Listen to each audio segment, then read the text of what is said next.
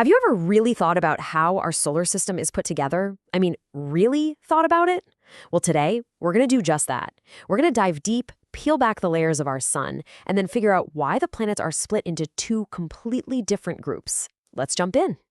So here it is, a beautiful look at the grand design of our solar system. And our tour today is basically a two-parter. First, we're going to get up close and personal with the sun's atmosphere, see what's going on with our star's outer layers, and then we'll zoom back out to see how all the planets get sorted into their own unique categories. Okay, so here's the game plan. We'll kick things off with the sun's anatomy, then jump into how we classify planets. After that, we'll get into the nitty-gritty of terrestrial versus Jovian planets, and we'll finish up with a nice summary that lays it all out. All right, first stop on our tour, the sun. Let's take a closer look at our star and see what makes it tick, starting with its atmosphere. You know, when you think of the sun, you might just picture a giant ball of fire, but it's actually way more complex than that. Its atmosphere is made up of three very distinct layers. You've got the photosphere, that's the surface we see. Then there's the chromosphere, sitting right on top of that. And finally, the incredible, ghostly corona that stretches way out into space. So let's start with the first layer, the photosphere. It's pretty straightforward. This is the part of the sun we can actually see. It is, for all intents and purposes, the visible surface. So any picture you've ever seen of the sun, yep, you're looking at the photosphere. Okay, so right above the photosphere, we have the chromosphere. Now, this layer is a bit shy. Most of the time, it's totally washed out by how bright the photosphere is. But when a total solar eclipse happens, that's its moment to shine. It pops out as this really cool, dim red ring. And that brings us to the outermost layer, the corona. And get this is what's really wild. It is incredibly hot. We're talking millions of degrees. Way, way hotter than the surface below it. It's so faint, though, that just like the chromosphere, the only time we really get to see its beautiful, ghostly halo is during a total solar eclipse. All right, we've had a good look at our star. Now let's pull our focus back and check out the planets that are zipping around it.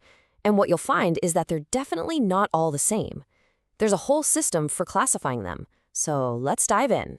So when it comes down to it, the planets in our solar system get split into two major groups. You've got the smaller, rocky ones we call terrestrial planets, and then you've got the absolute behemoths, the gas giants, which we call Jovian planets. And how do we decide who goes where? Well, it all boils down to three things: what they're made of, how big they are, and where they are in relation to the sun. Okay, time for a deep dive. We're going to put these two types of planets head to head, comparing them point by point, so you can see just how different they really are. First up, the terrestrial planets. Think of them as the home team, since Earth is one of them. What makes them terrestrial? Well, for one, they're pretty small, relatively speaking.